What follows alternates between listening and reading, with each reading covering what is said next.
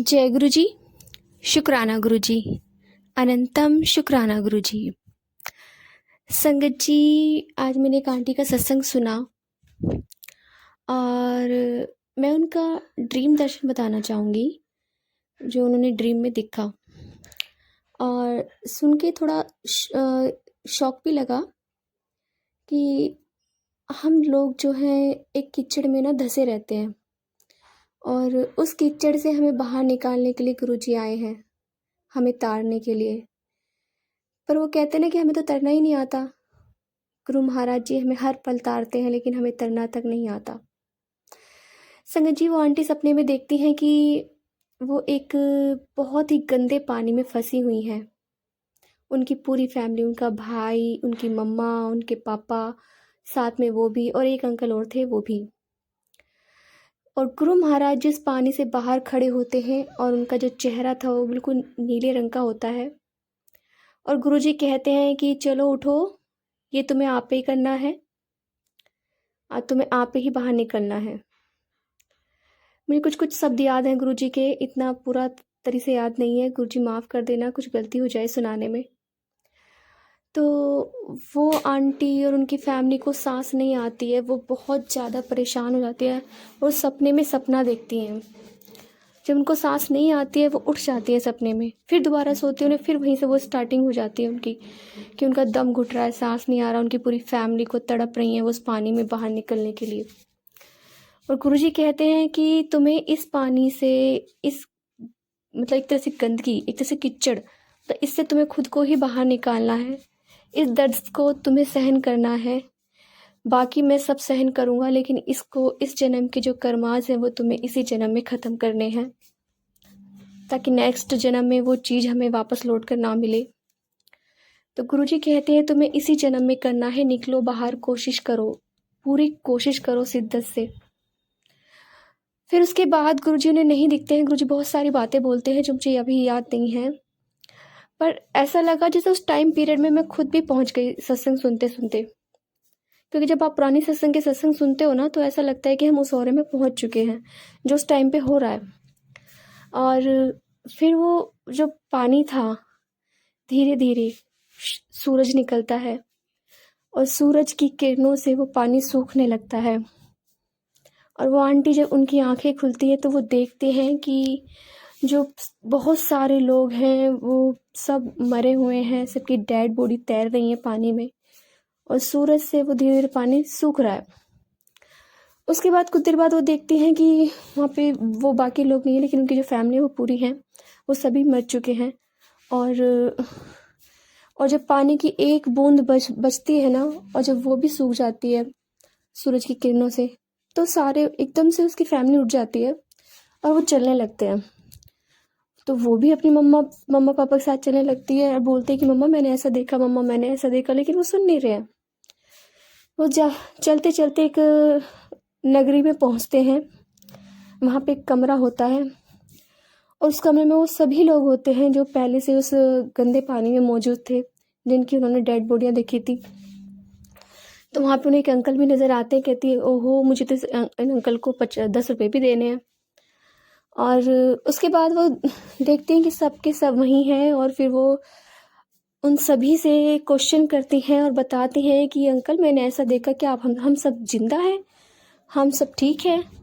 और सबसे बातें करती रहती है। एकदम से फिर उनकी आंखें खुलती है, वो पसीने में तर होती है और फिर अब मम्मा के पास जाती हैं कि मम्मा मैंने सपने में ऐसा ऐसा देखा है कि हम सब मर चुके हैं और गुरुजी हमें तारने आए हैं, हमें इस गंदगी से बाहर निकालने आए हैं। और उनका चेहरा भी जो नॉर्मल चेहरा हम देखते हैं वैसा नहीं है, बिल्कुल ही अलग है, एकदम नीले रंग का। और गुरुजी हमें बोल रहे हैं कि बाहर निकलो, बाहर निकलो, तुम्हें इस चीज़ से, तुम्हें खुद को बाहर निकलना है। तो वो रोती रोती अपनी मम्मा से बताती रहती हैं पूरा सपना, क्योंकि वो कहती हैं कि मम्मा मैं भूल जाऊंगी इसलिए आपको बता देती हूँ। उसके बाद कुछ टाइम बाद उनकी मम्मी को कैंसर डिटेक्ट होता है गले में। और ये बात भी उन्हें गुरु महाराज जी एक आंटी के थ्रू बताते हैं। तो वो आंटी कहती हैं कि आंटी जी मैंने ना देखा है कि गुरु जी ना आपके गले में कुछ नट बोल कस रहे हैं और आपको कैंसर है। तो कहती है नहीं मुझे तो नहीं पता। तो फिर वो हॉस्पिटल में चेकअप वगैरह कराती है तो उन्हें कैंसर निकलता है। तो आंटी कहती है कि आपने गुरुजी का लॉकेट नहीं पहना? कहती नहीं। कहती गुरुजी ने बोला है कि आप उनका लॉकेट पहनो। तो वो लॉकेट स्वरूप गुरुजी का अपने गले में डाल लेती हैं।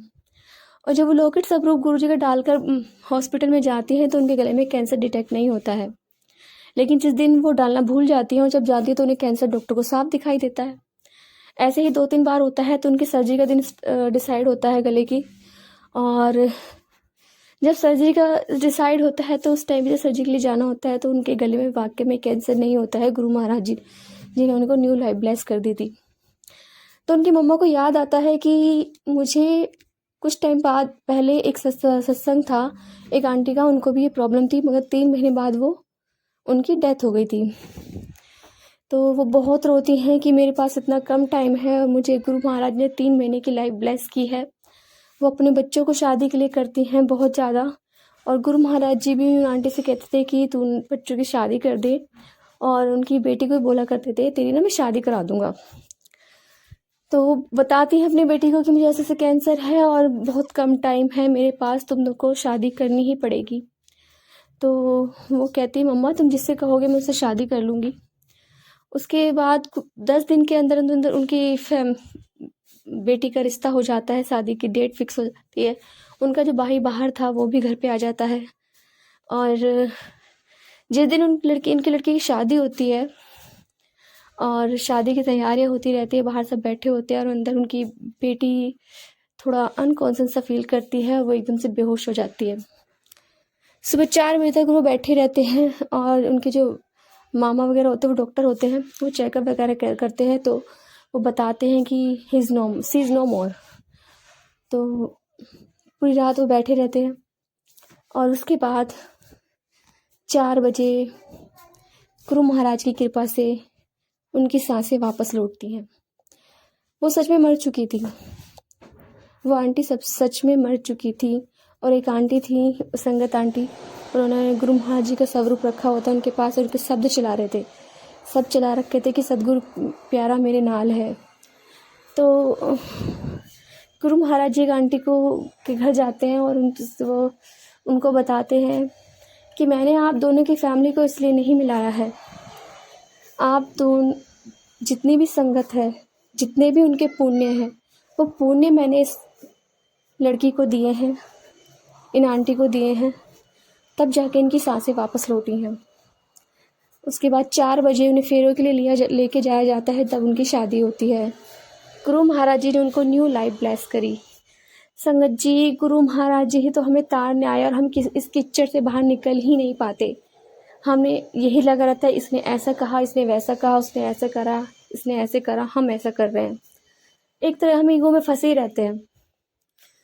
और गुरु जी कहते हैं पुत्र इस चीज़ से तो तुम्हें खुद को ही बाहर निकलना है, क्योंकि इस लाइफ को हम जी रहे हैं। गुरु जी हमें ब्लेस कर सकते हैं लेकिन इस लाइफ से हम खुद ही नहीं निकलना चाहते, खुद ही चुगलियाँ करते रहते हैं हर किसी की। इनफैक्ट मैं खुद इस चीज़ से नहीं बची, हम भी करते हैं। कुछ चीज़ हमें बुरी लग जाती, जाहिर सी बात है, इंसान है, कहते हैं। बट गुरुजी बोलते हैं कि ऐसा नहीं करना चाहिए। गुरुजी कहते थे कि तुम सब लोग ना कीड़े मकोड़ों की तरह मुझे नज़र आते हो, तुम एक कीचड़ में धंसे हुए हो और इस कीचड़ से ही तुम्हें मैं बाहर निकालने के लिए आया हूँ।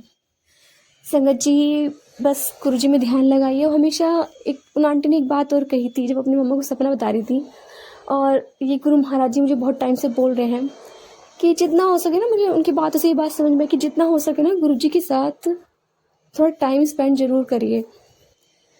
किसी के पास टाइम नहीं हो पाता है, नहीं निकल पाता है, पर कोशिश ज़रूर करिए, क्योंकि एक अलग लाइफ होती है हमारी। जब गुरु के साथ कनेक्शन बनाते हैं, बातें करते हैं, तो हमें गुरु जी के दर्शन ज़रूर होते हैं और हमारे सवालों के जवाब हमें मिलते हैं।